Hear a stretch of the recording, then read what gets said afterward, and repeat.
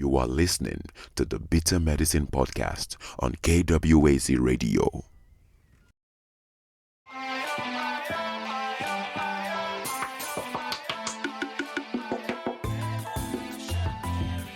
Welcome to the Bitter Medicine Podcast, where it's all about Black empowerment. Our show focuses on Black news and entertainment, arts, science, economics, history, people, and strategies that uplift, empower, and motivate Africans within the diaspora. And now, your host, whose favorite color is black, Goku.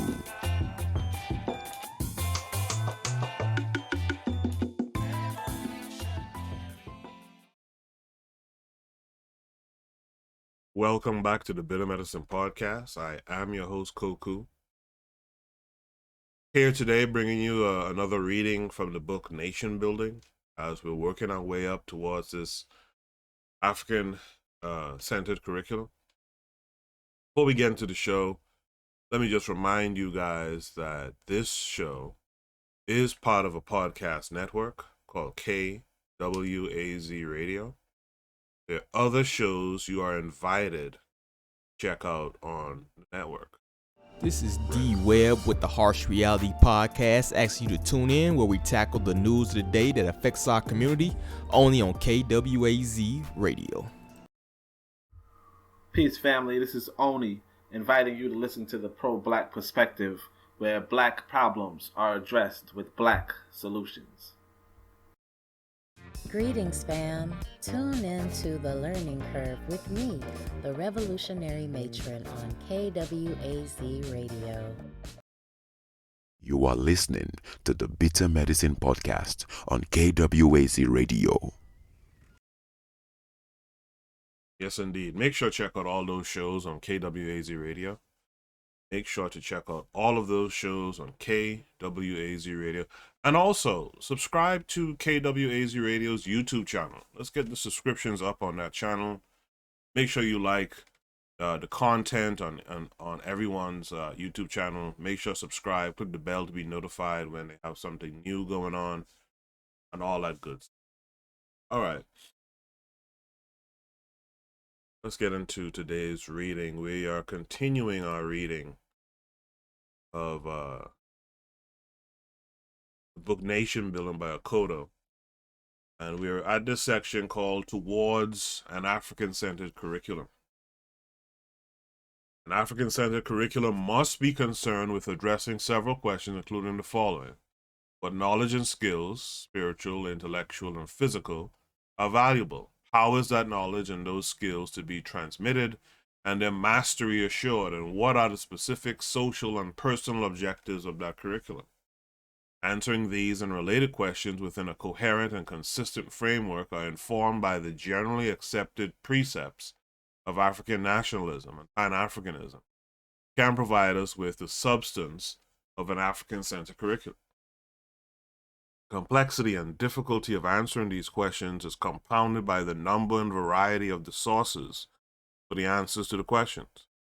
Those sources include the diversity of opinion and experience within the African-centered community, the historic models of African American education, models from progressive continental African nations, and a long tradition of nationalist thought and action. Difficulty of developing a truly African-centered curriculum, however, is more than offset by the urgent need for continuity and clarity within the African-centered or nationalist cultural or ideological tradition. Truly African-centered curriculum would not only bring greater focus on order to those institutions charged with education, the need to operationalize certain concepts and objectives of African-centered education for inclusion within the curriculum.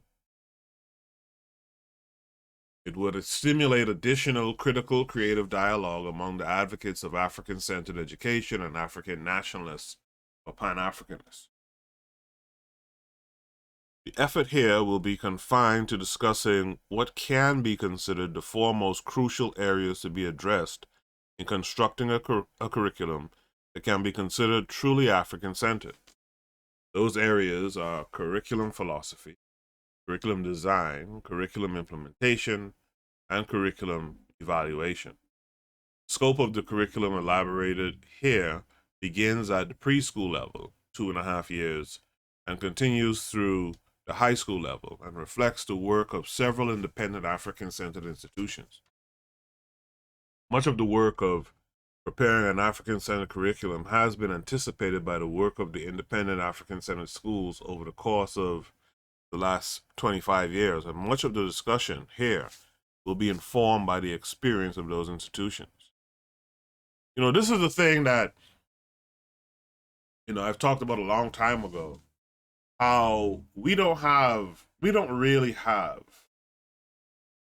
independent Black journals where researchers, right, away from the machine, which the machine dictates what they can and can't do, right? But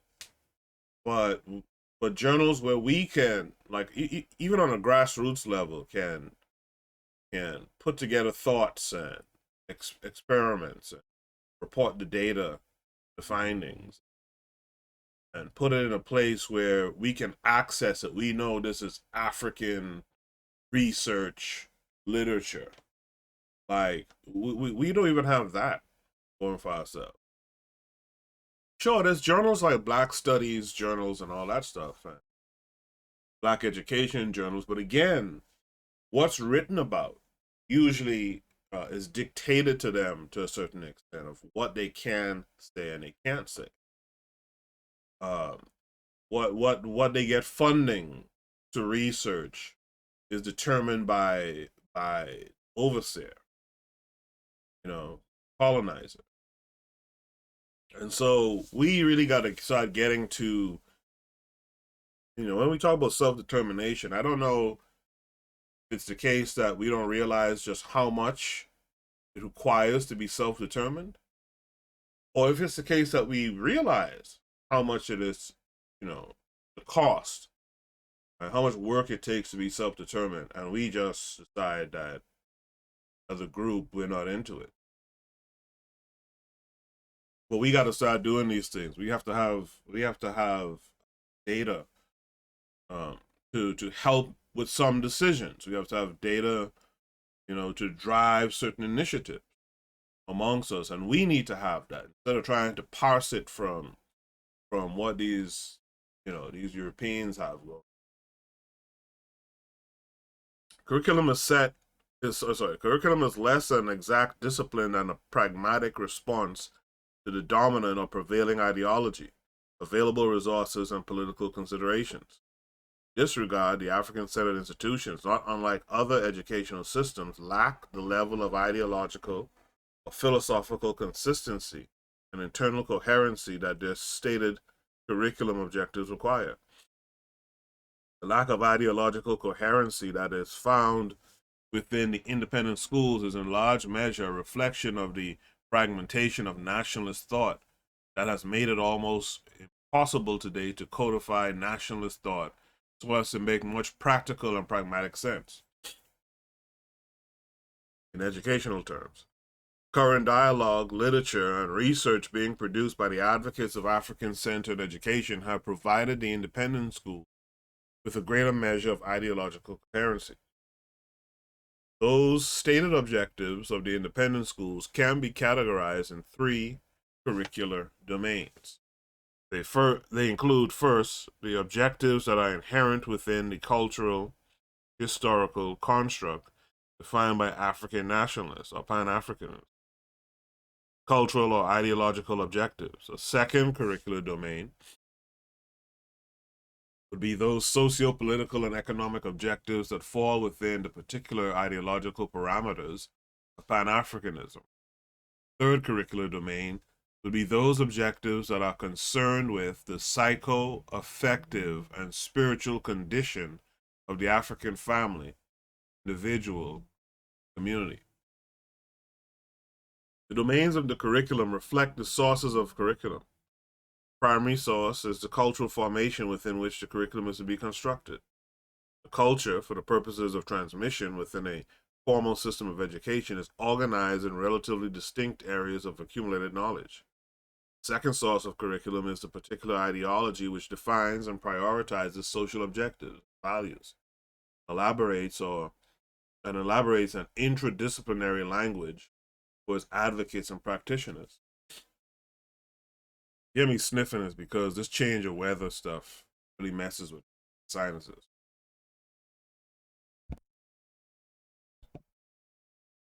Third source includes those political considerations that emanate from within the African community and those that originate outside the community. Within the community, those political considerations revolve principally around the issue of developing a consensus on theory, the priority of collective and institutional action. Those considerations that originate outside the community include the deterioration of education processes within the public schools, the conservative and adversarial posture of school boards and administrators, the requirements of licensure and accrediting agencies, tests and textbook publishers, national task force reports on education and their impact on public policy, hostility of the white academia and the popular media, international developments and relations, and others. The fourth source of curriculum are the families, the individual children and adults that are the intended beneficiaries of the curriculum. They're far from being passive recipients. Their constructive and dynamic interaction with school teachers and administrators are what energizes the curriculum. It is the people origin of the African-centered curriculum that contributes to its uniqueness. The development of the African-centered curriculum has been led by practitioners, teachers, who are more often than not administrators and parents themselves. They, teachers and administrators, are the fifth source curriculum. That means that you guys who are listening are a source of the curriculum. If you're live with me right now, type in some thoughts you have on curriculum. Like, what do you think? What areas of study, knowledge, of understanding you think should definitely be in an African-centered curriculum? This brings us to a section called Philosophical Foundation. Philosophical Foundation. Philosophical foundation of an African-centered curriculum consists of nationalism, Pan-Africanism, as an ideology and popular movement. Philosophical foundation is crucial because the foundation determines in large measure the goals of the curriculum. That philosophical foundation also serves as the basis for educational principles and policy upon which decisions about schools are made. Arguments by mainstream Eurocentric curriculars that curriculum should not be based on a singular philosophy ignore the reality that much of what passes for education in this country is indeed based on a singular philosophy, that of white Judeo-Christian nationalism. Interesting that as the white leadership and the white population adjust to the changing mosaic of national and world affairs, they are rediscovering and reaffirming the determinative or quote-unquote whiteness component of their European American ethnicity. What has traditionally been presented as a universal norm and standard has been no more than a manifestation of Euro-American hegemony that masks, quote, a nation that lies to itself about who and what it is, a nation of minorities ruled by a minority of one, white, Anglo-Saxon, Protestant. The history of nationalist thought, of which Afrocentrism is a contemporary expression, begins with our arrival on these shores. Nationalism for Africans in America was initially confirmed in the early, quote, sense of nationhood and slavery that arose out of that sense among our ancestors, which was at times a resistance that was fierce and roused feelings of unity in blacks, especially when they were fighting to hold on to their children, end of quote. Early nationalist separatist urge, poignantly expressed in a 1793 letter from one rebellious African to another. We have got about 500 guns, plenty of lead, but not much powder. I hope you have made a good collection of powder and ball, and will hold yourself in readiness to strike whenever called for. Never be out of the way.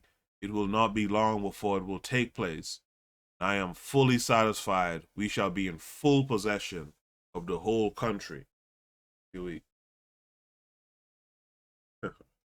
This letter merely echoed the revolutionary and nation-building efforts of Africans in America as early as the 1650s in Virginia, where, quote, fugitive Africans attempted to form small armed groups in various sections of the colony and to harass neighboring plantations at the same time creating bases to which others might flee. And nationalism, being predicated primarily on self-determination of the race, the dominant ideology of Africans during the era of enslavement.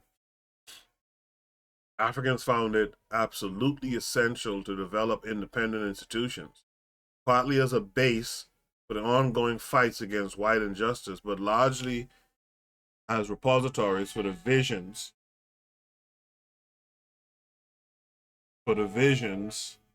and hopes of the future. I could never catch a break with these alarms, sirens going. All right. The national sentiment of the general African population found its expression in innumerable occasions of resistance and rebellion, including planned and successful mass rebellions like Gabriel Prosser, Denmark Vesey, and Nat Turner, and acts of individual resistance of enslaved and free Africans. Nationalist sentiment of the masses of Africans was given voice in the convention movement of the early 19th century. The voices heard included Henry H. Garnett and his call for a quote-unquote Negro nationality, and his recollection of the undying glory that hangs around the ancient name of Africa, in urging his enslaved brethren to rebellion. Delaney asserted that we are a nation within a nation. The claims of no people are respected by any nation until they are represented in a national capacity. Martin Delany, Alexander Crummell, and Bishop Henry McNeill Turner would champion the cause of emigration, returning to Africa, to create an event and establish a national position for ourselves, and never may we expect to be respected as men and women until we have undertaken some fearless, bold, and adventurous deeds of daring, a nation to whom all the world must pay commercial tribute. It was Delany who anticipated Marcus Garvey in his attempt to develop and express an African nationality based on the homeland experience, yet at the same time participate responsibly in struggle against the bondage of African people in the Americas.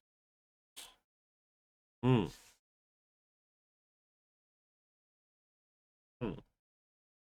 you all caught that. It was Delany who anticipated Marcus Garvey in his attempt to develop and express an African nationality based on the homeland experience, yet at the same time participate responsibly, struggle against the bondage of African Americans.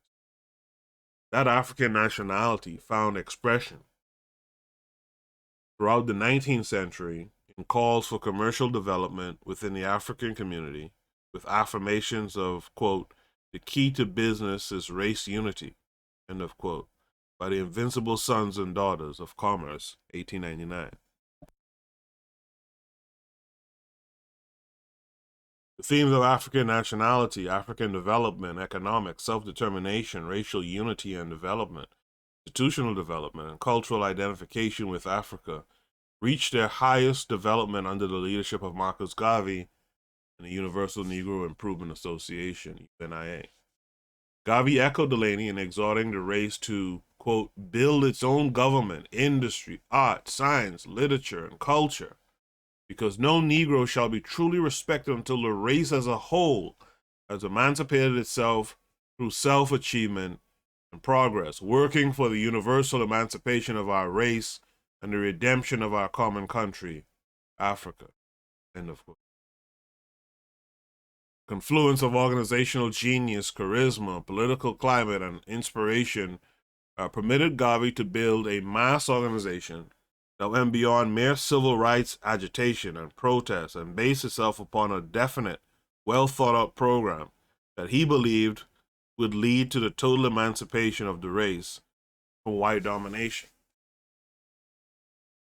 What are you guys' thoughts on how come the civil rights movement, right, who was filled with a lot of, even according to Du Bois, was filled with a lot of Caribbean folk, how come the civil rights movement didn't pick up strongly where Garvey left off?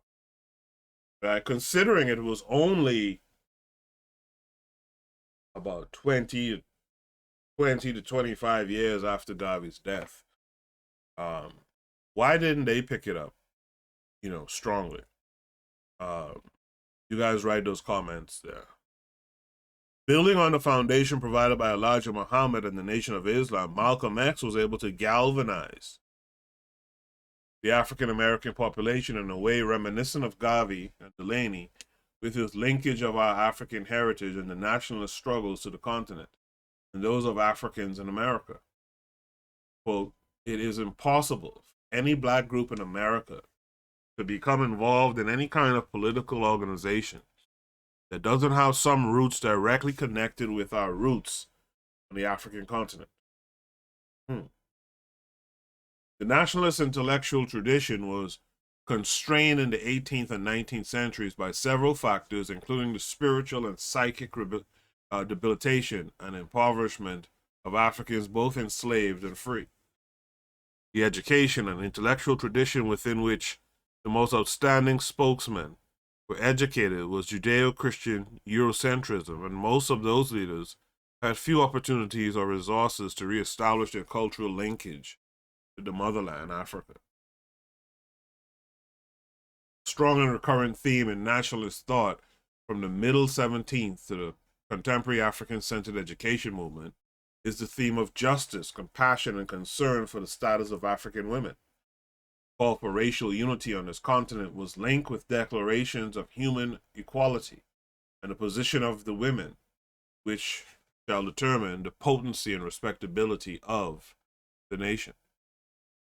In contemporary nationalist thought, much of the initiatives to redress the limitations of that intellectual tradition and thereby provide nationalism with the coherency and dynamism must be credited to Sheikh Anta Diop. Diop's exhaustive and impeccable research and tireless advocacy of the primacy of African civilization and his gift of science, mathematics, religion, philosophy, script, and government to the world provided much of the basis of the current African-centered movement. Diop's formidable research and advocacy added impetus to the coterminous efforts of Chancellor Williams, John Henry Clark, and Yosef Ben-Jacqueline. These researchers and historians were joined by others of equal inspiration and competence, who, conscious of the cultural and ideological construct in which much of history is perceived, interpreted, documented, and transmitted, are still actively unveiling the true history of Africa and its people. This book, of course, was written when those guys were alive. The history and the continental and global African culture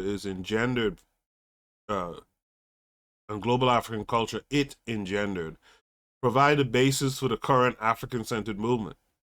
That movement has gained through intense and ongoing African-centered research and discourse, the intellectual clarity and focus and the cultural grounding that escaped the early advocates of nationalism. Principal advocates of African-centered education and worldview echo their nationalist forebears of 3 centuries in emphasizing the primacy of African civilization, our African heritage, the reality of an African-American nationality, Pan-African cultural, political, economic cooperation and development, self-sufficiency, spiritual and moral upliftment, equal rights and participation of women, independent institutions, humanism, and justice. Perhaps most importantly, current African-centered movement provides the nationalist movement with a dynamic, immensely competent and creative intellectual core that provides the nationalist movement with coherency, decisive and inspired analysis, clarity, vision. This brings us to a section called African Centered Thematic Inventory. Before we begin reading that section, let's pause here for a quick station ID. You are listening to the Bitter Medicine Podcast on KWAZ Radio.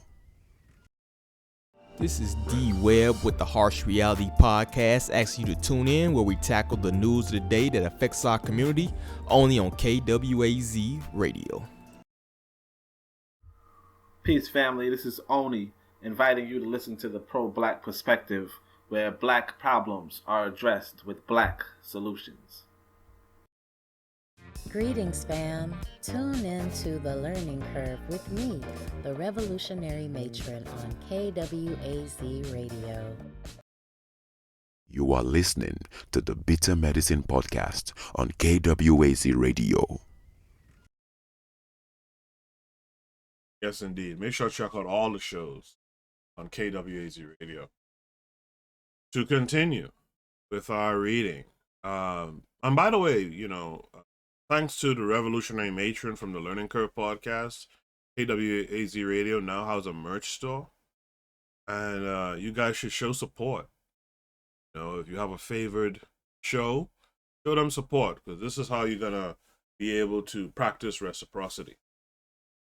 You get all this good content from whoever it is that who show you support, if not supporting all the shows, and you have an opportunity to reward them for their time and their efforts by purchasing a T-shirt. And there's more items that's going to come. We're going to have cups and hoodies and stuff coming soon, more designs as well.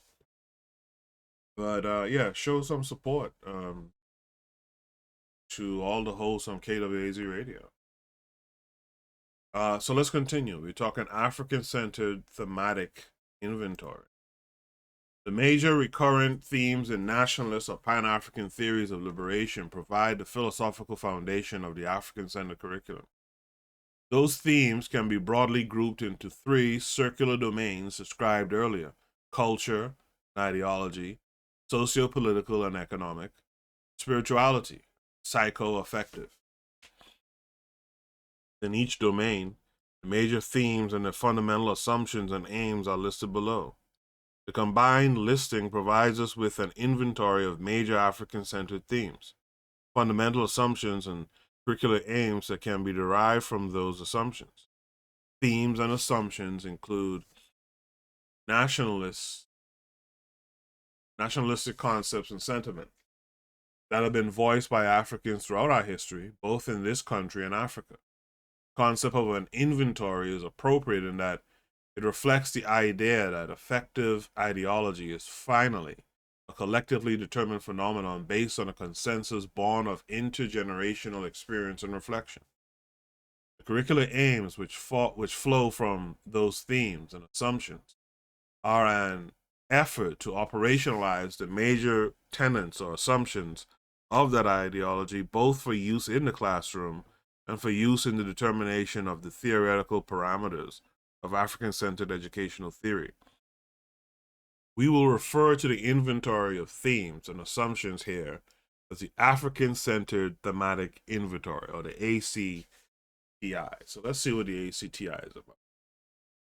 Number one, spirituality and psycho-affective. So that breaks down into spiritual awareness, fundamental assumptions being: one, the African man or woman lives a spiritual world. Everything he or she does is linked with all of nature or spirit.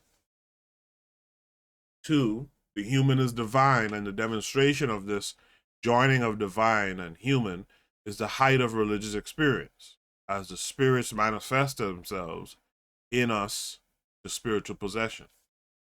Three, the divine essence consists of complementary elements, female and male. That's important. The aim of this spiritual awareness is to transmit the knowledge of African spiritual tradition and develop an appreciation for tradition and the ability to apply the major principles to self, family, and community. Next, the next part of the inventory is moral consciousness. Fundamental assumption here is, number one, moral wisdom is the service of social and human good. Two, it's restore and enrich righteousness through the practice of truth, justice, propriety, harmony, balance, reciprocity, and order. I just talked about reciprocity. Three, royalty is royal. Royalty is royal worth, the highest in character, wisdom, sense of justice, and courage. Number four, the trouble of one is the trouble of all, right? The aim of moral consciousness is to foster an understanding and willingness to be guided by those principles that characterize the righteous and just person. This brings us to a part called family as basic spiritual and moral unit. Fundamental assumptions of this unit is, one, the family is the primary social, judicial, economic, and political unit in the society. Two, I am because we are. Because we are, I am, which is an African proverb. Three, the family can only grow, it cannot diminish, for the ancestors and the unborn are continuing members of it. Four, the extended family is a cooperative in spirit and practice. It should become the basic economic unit of the nation. What do you guys think about that? The extended family is a cooperative in spirit and practice. It should become the basic economic unit of the nation. What are you guys' thoughts about that statement? Number five, if a family unit cannot instruct the young in harmonious patterns of relating between adult males and females, then ultimately the people will perish, because adult male and female alienation eventually leads to the end of the procreative process. Without the young, people will have future. The aim of this family as basic spiritual and moral unit is to develop an understanding and appreciation for the dynamics affecting the African family, to recognize its centrality to the African nationality, and work to revitalize it. This brings us to the self-knowledge or practice inventory item. Fundamental assumptions here. One, the personal is inseparable from the social. That righteousness and restraint are always achieved, tested, and tempered with others. Two, righteousness begins with family relations that makes one praised by the father, loved by the mother, cherished by brothers and sisters. Three, self-discipline and silence is the preeminent virtue of the good man, good woman. The aim of this inventory item, self-knowledge practice, is to facilitate the achievement of total knowledge of self as a unique extension of the collective, defined by the collective and committed to it. So this one is interesting. This brings us to the inventory item called ancestral veneration. Fundamental assumption. One, follow in the footsteps of the ancestors and honor them, for the mind is trained through knowledge. Thematic proverb. Number two, the ancestors, though departed from the physical world, dwell in close proximity, and they can provide guidance and inspiration to the living. Three, our ancestors deserve respect because they are our predecessors. They are our elders. Spiritual state, they are in unhindered touch with the essence of things. Number four, the elders of the community do not die, but upon physical death are reborn into the spiritual realm as ancestors. So long as we remember them, they continue to be part of the family and community. Number five, rites of ancestral veneration are methods of communion and communication. How many of you venerate the ancestors? I kind of asked this question maybe a year ago or earlier this year. All right, but how many of you actively venerate the ancestors? How many of you seek seek knowledge and information and guidance from your ancestors. Thing is, you know, a lot of us, you know, we've lost our parents or we've lost our grandparents. Those are the ancestors that we actually knew in life, right? Don't you think it'll make some sense to seek them out, seeing that they are so closely connected to us? And just food for thought. How many of you feel that way? The aim of the ancestral veneration item is to facilitate the acquisition and valuing of the wisdom of the ancestors, and to foster a commitment to restore their works and make those works even better than before. Right? And that's the thing that we really got to be better at. I talk about it all the time. We leave our children in each generation to start from scratch, economically, chiefly, but in other ways too. The thing about that is that if we start to venerate our ancestors more, we would start our kids off with at least that understanding, right? So you won't start from scratch because you'll understand the work, hopefully, that your ancestors did. The problem is a lot of our ancestors, by way of making it that each generation starts from scratch, do nothing. We just got to keep it real. The fact that our generations tend to start from scratch every time means that a lot of our ancestors do nothing. And so what work are you going to restore? What work are you going to make even better than before? And that's why it's important. That's why I preach, and I hate to preach, but that's why I preach on this platform. Be about something. Be about abundance, right? Be about putting in some work.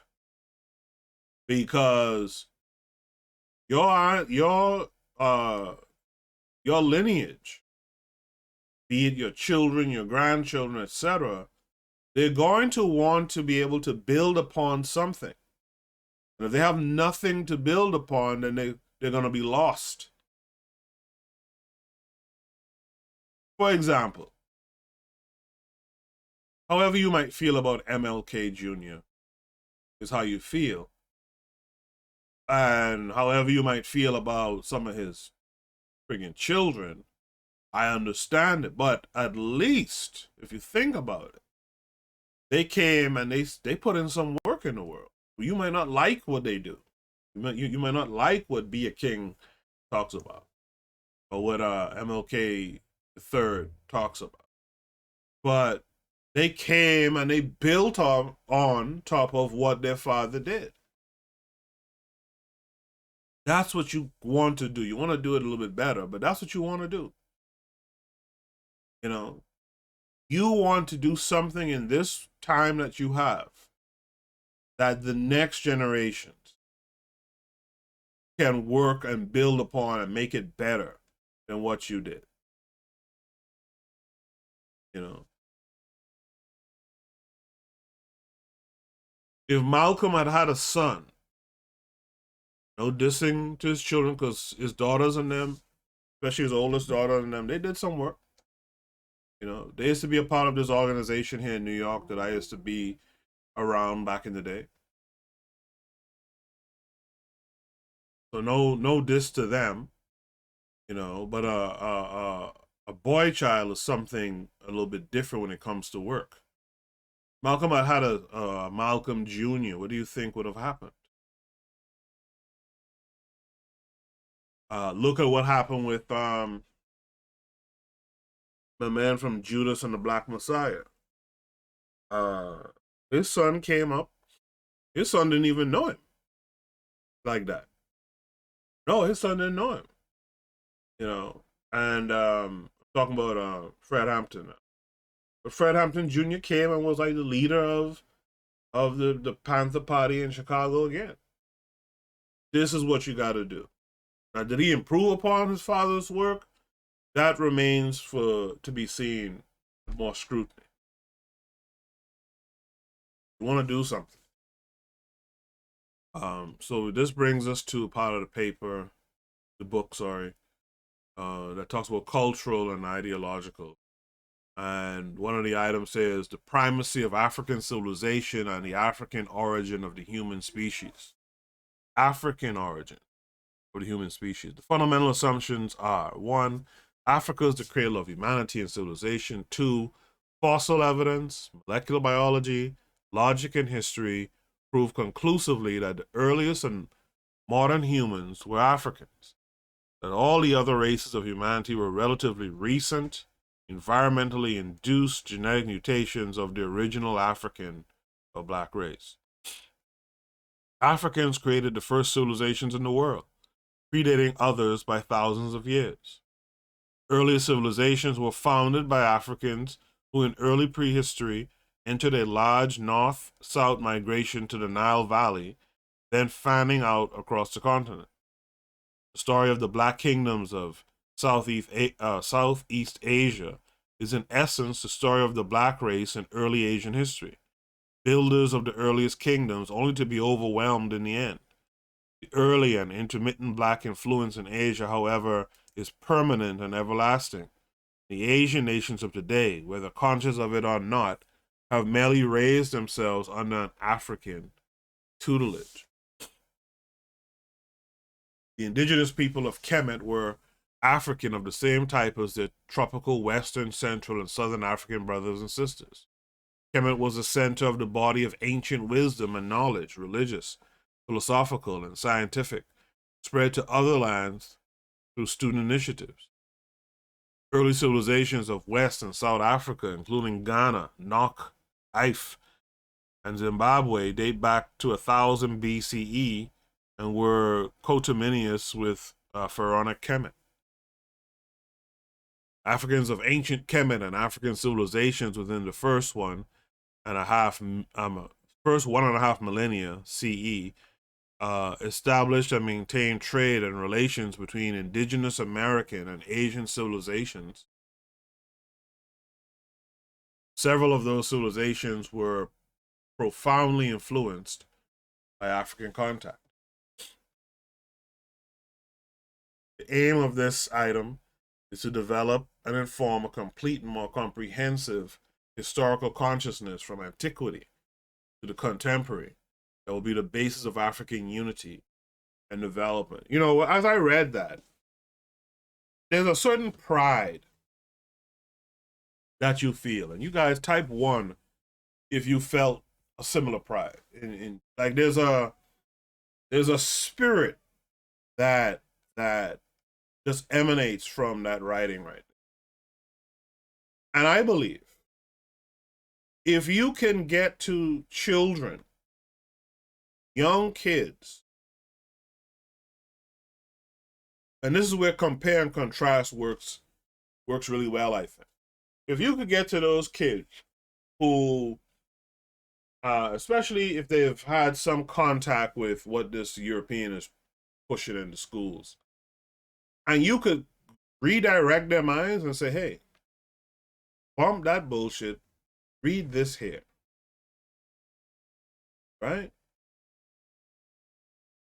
I believe the energy that they will receive, the energy in spirit that they would receive from reading this type of stuff can drastically change their direction, their course in life. We've talked about the school to prison pipeline. I had a good discussion with Jason Edgar a couple years back talking about it, and I revisited it last year, the school to prison pipeline. And like I said then, I'll say it again, the pipeline has these ports of entry. One is around grade 3, grade 6, grade 9. You take that kid at grade 3 who's not doing well in this Eurocentric public fool system. Shout out to Only Testing. And you start to get them into this, and not just get them into it just by reading these couple bullet points, but actually connecting what they do in art to this, connecting what they do in science or you know, general science, whatever, to this, you will change the course of that student. Their interest will multiply exponentially. The big problem that they have in the public school system is that they don't see themselves in it. And all they see is a history of being enslaved by this white boy. Right? The aim to develop and inform a complete and more comprehensive historical consciousness from antiquity to the contemporary that will be the basis of African unity development.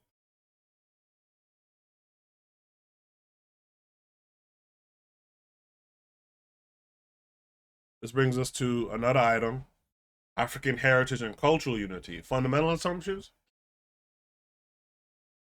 The African languages constitute one linguistic family. Hold on a second.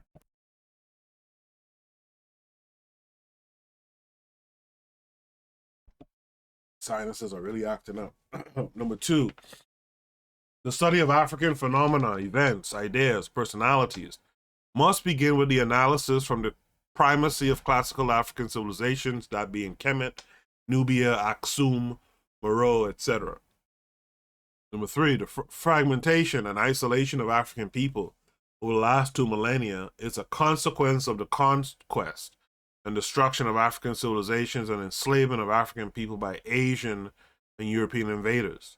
Number 4, all of Africa's various ethnic and national formations must discover the profound overall kinship, including cultural, linguistic, social, and historical, which makes them part of a wider spatial and socio-cultural community, and which provides a basis for African unity.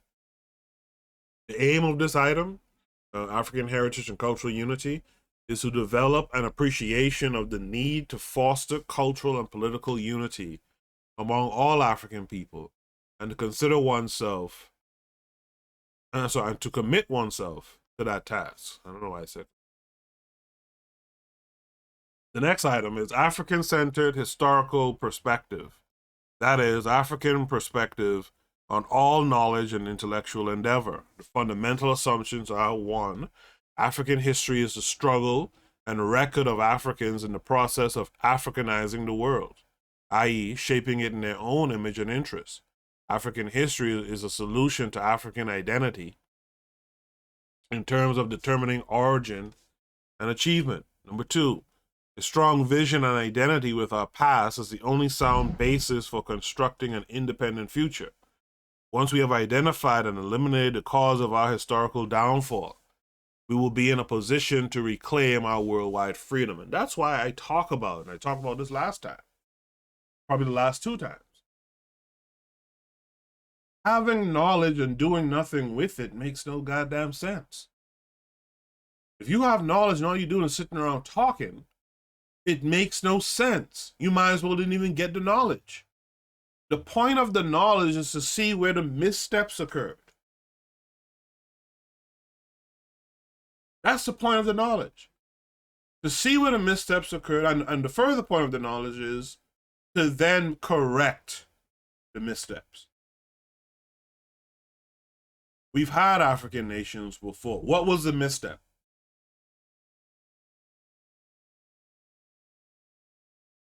So now let's use that information. Let's go back to building African nations, and this time we'll omit the missteps. Number 3, knowledge occurs within the context of the culture that discovers or invents it. That knowledge is centered within that culture and does not exist apart from the values and dynamics fundamental to that culture. The aim of this item is to develop a commitment to reconstruct African culture through the reclamation of African history and the critical creative analysis of all knowledge and experience from an African-centered perspective. The next area, itinerary list, is ideological clarity and commitment. Fundamental assumptions are: one, an ideology is a set of principles drawn from the historical experience of a particular people, and as such, it proves the guidelines for action, for change, in the direction desired by that people.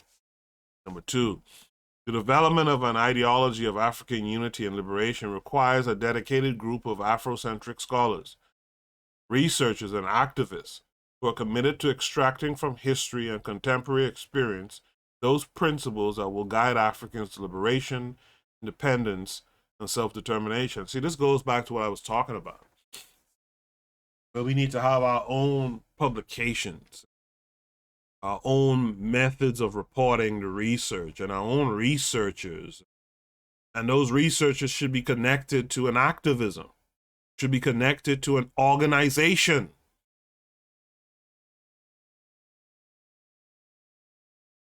Right now, I see it all the time. Right now, when you do see a black researcher, and especially in some kind of natural science, they're not African centered. They're not a part of any organization. They might have some black anger because they do recognize that in these job situations, they're not being promoted or they're not being treated fairly or dearly. And so they have some black anger about them, but they're not involved. They're not down with any cause per se. And a big part of that is why? Who feeds you controls you. They can't push back. They could grumble under their breath about these white folks and stuff in these jobs, but they can't really push back on us because we're not creating a system.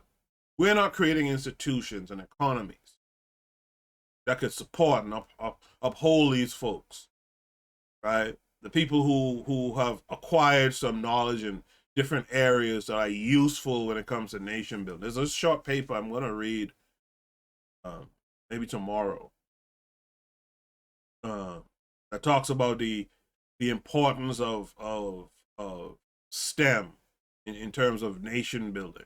And I have a whole episode talking about we should supposed to become more STEM minded as well. You guys could look back in the archives for that episode, right? This is what we need. All the activists too, by the way, who we have out here screaming, we shall overcome and all this old shit. Those guys need to start positioning themselves in certain knowledge areas so that they can merge the activist spirit that they have with the knowledge that they have. And so that we could push this education thing, even further. Push education as liberation even further, right?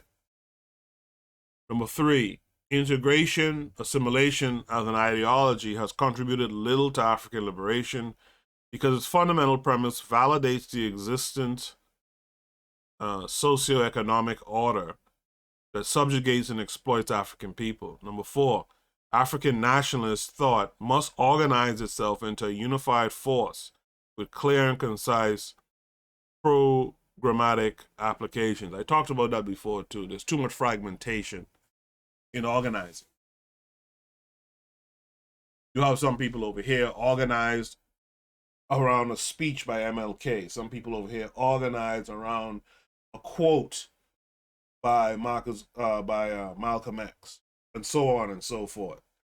Let's cut down on something. Again, like I talked about some weeks back, you'll go to an organization, go to a rally or something, and come to find out like half the people, if not more, in this one organization that you're rocking with, they're spread about into 4, 5, 6 other different organizations. What's the point? What's the point? Why not organize the organizations to be different arms, to do different works, all for the one cause?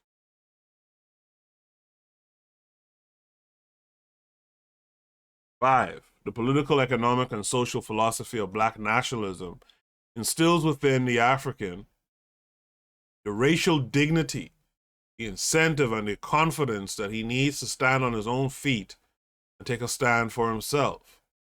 Wilder. The aim of this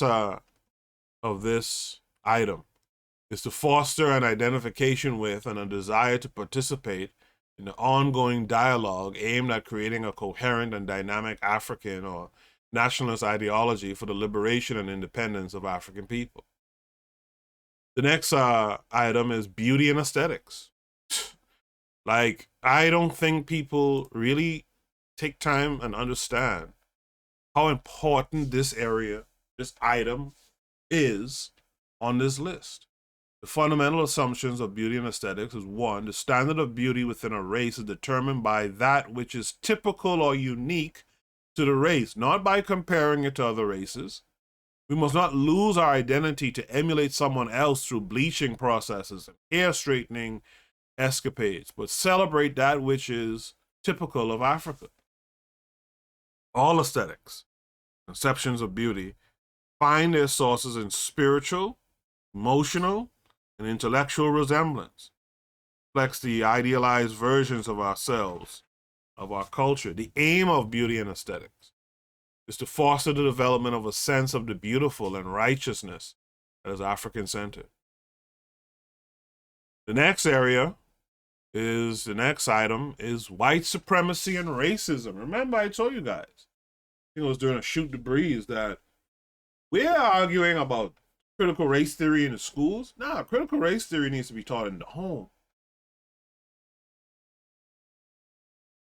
You need to be teaching your children and yourselves about what it is to be a nationalist, what it is when you put white in front of that word.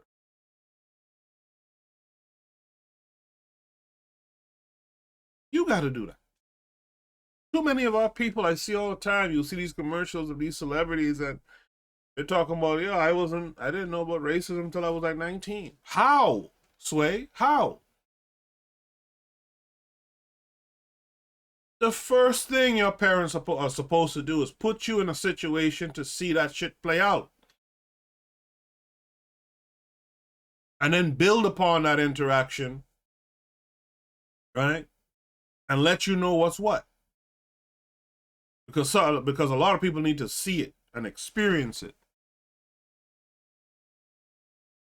Hold on. Right?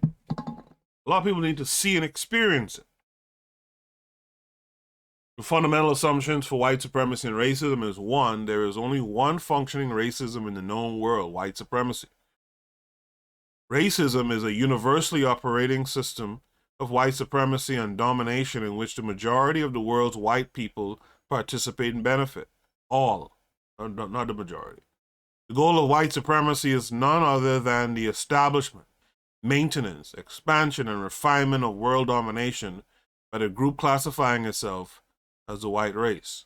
Two, whites of color deficient Europe have responded psychologically with a profound sense of numerical inadequacy and color inferiority, and developed an uncontrollable sense of hostility and aggression.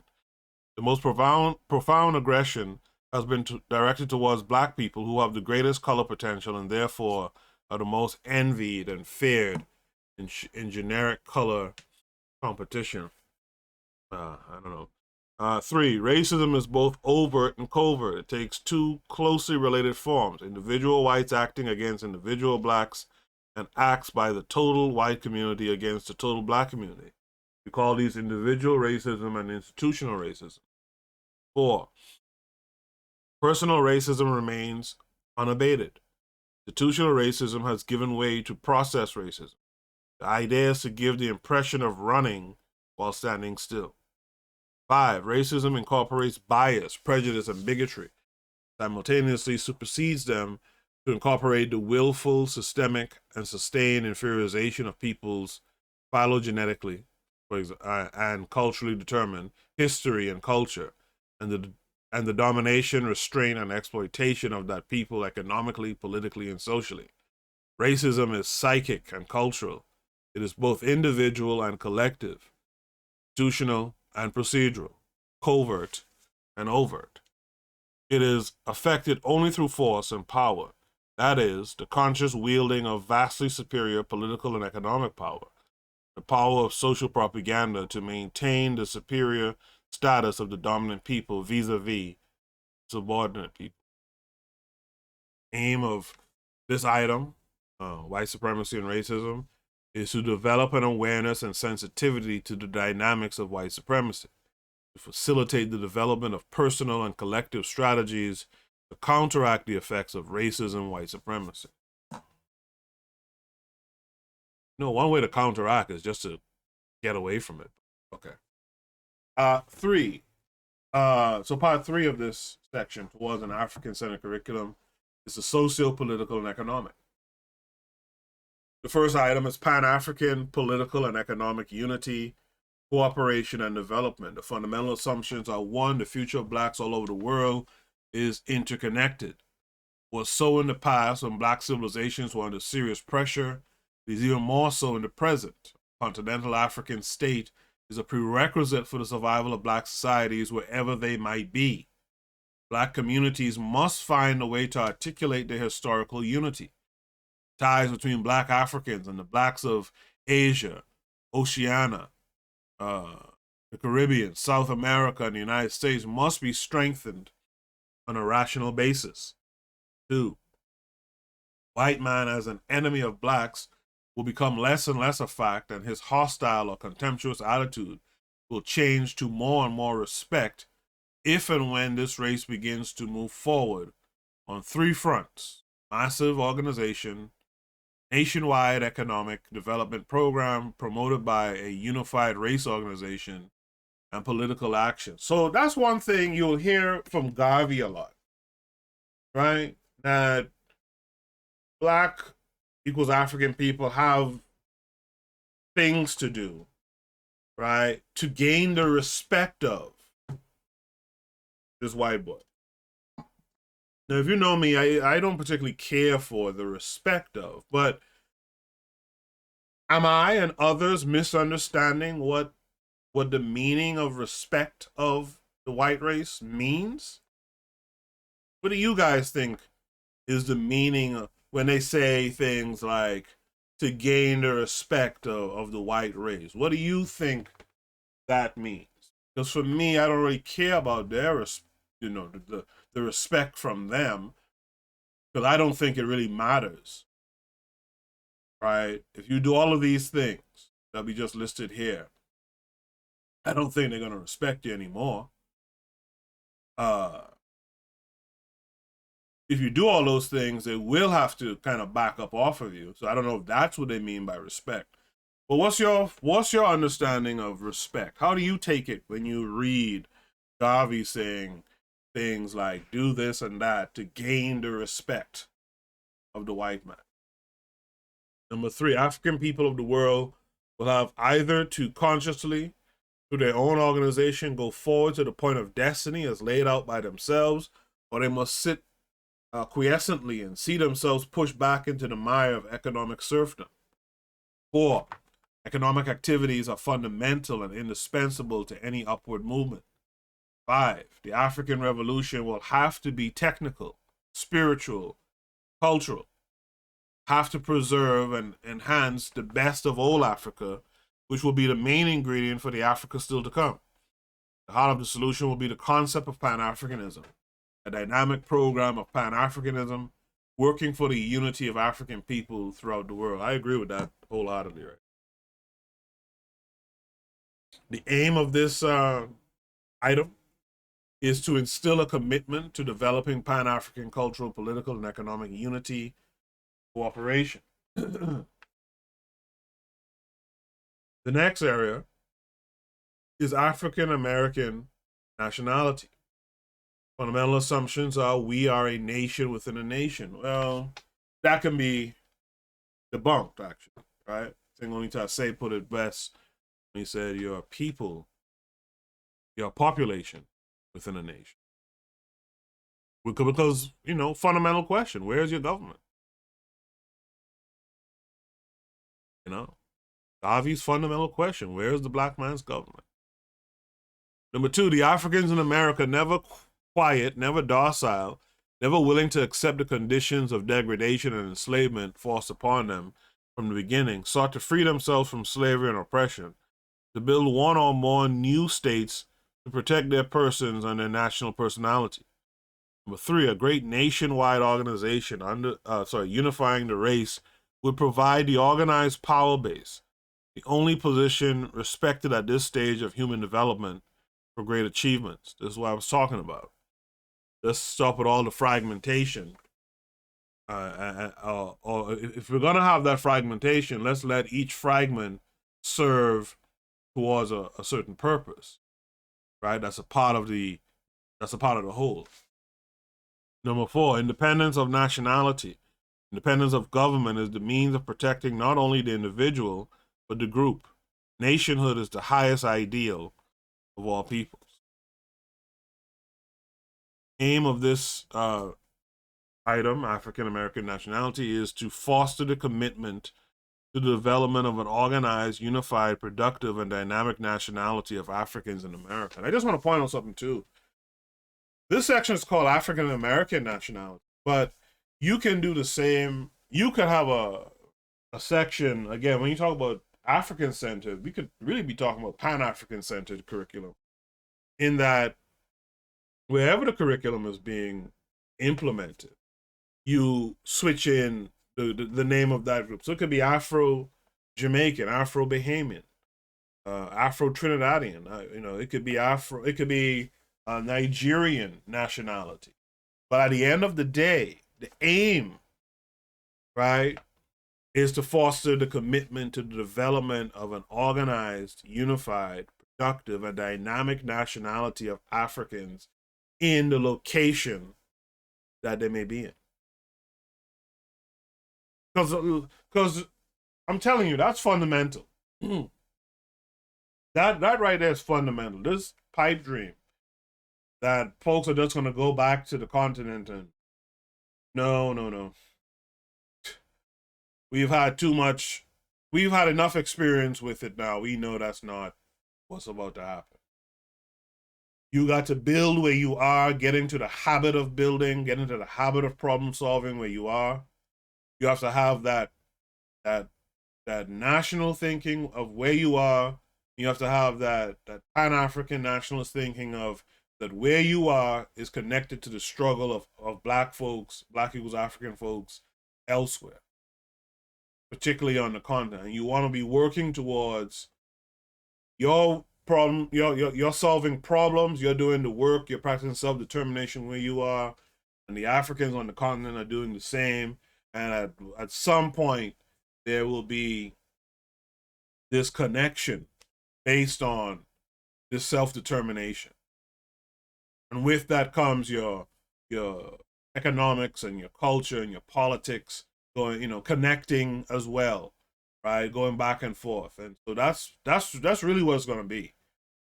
This idea that folks are going to pick up and leave where they are and just go back to the continent and figure it out, that's not what's going to happen. I'm just being realistic about it, right?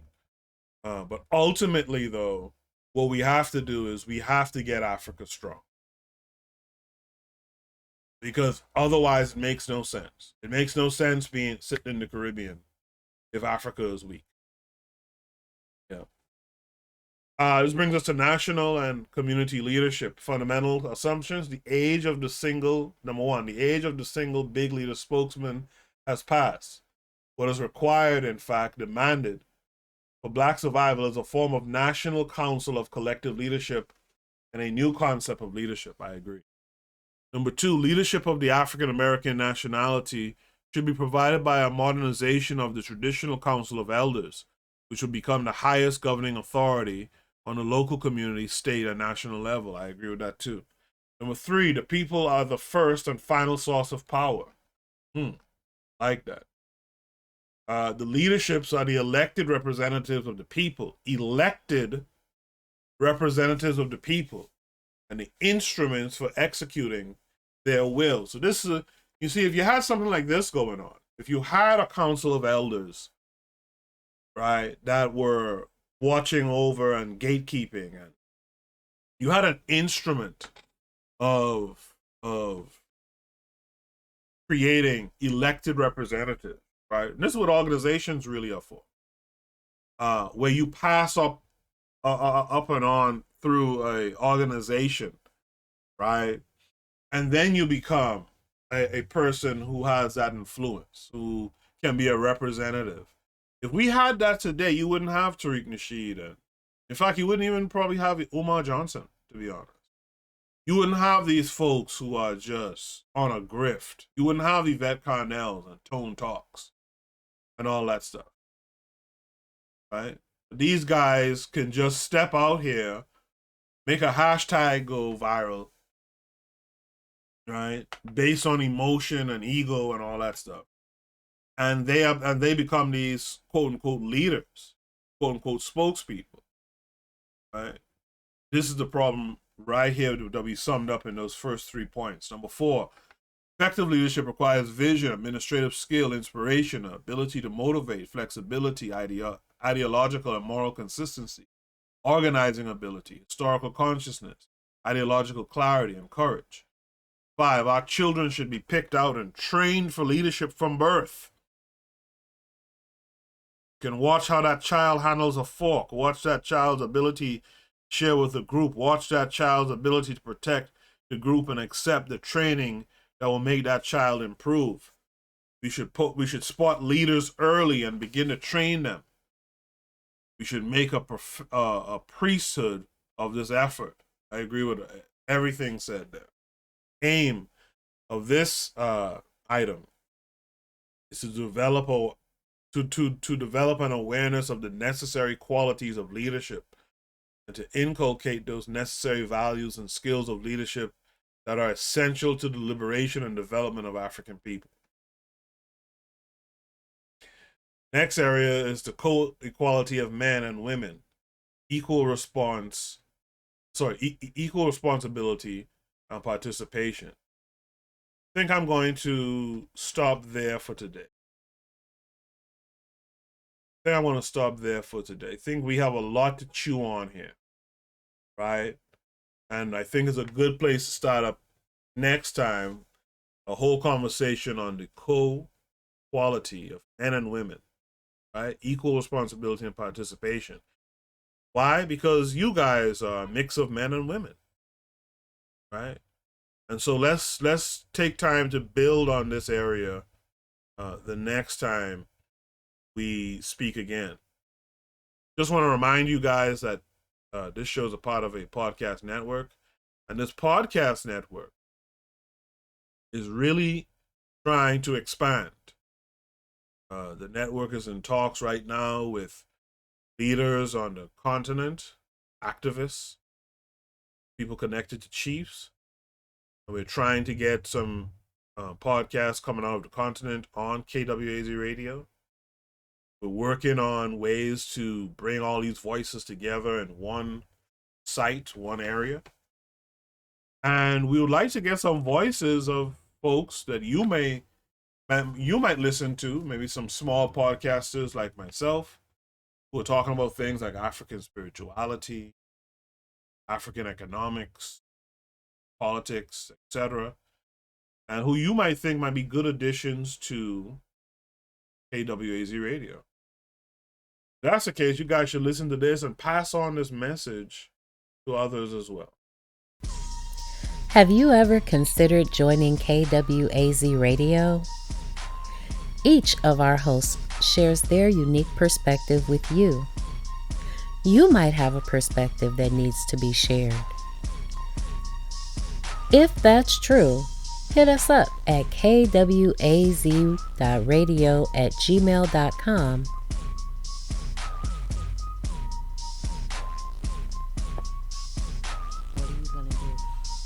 What are you gonna do? What you gonna do?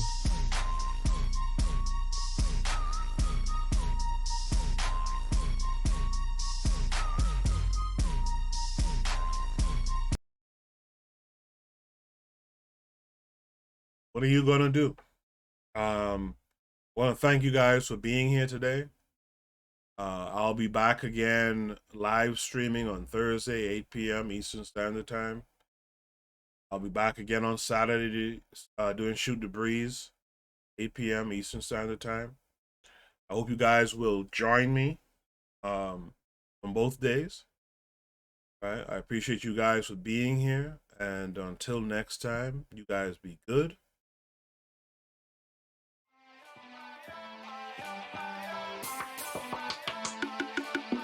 Thanks for listening to the Bitter Medicine Podcast with your host, Koku. If you like what you just heard, we hope you pass along our web address, bittermedicineblogs.com, to your friends and colleagues, and share our show to all your social media. Be sure to check out our archive section on our website for previous podcasts. This has been a KWAZ radio production. Join us next time for another session of the Bitter Medicine Podcast. Follow us on Facebook at Bitter Medicine Show, Twitter, Bitter Meds, Tumblr, Bitter Meds, Instagram, Bitter Medicine.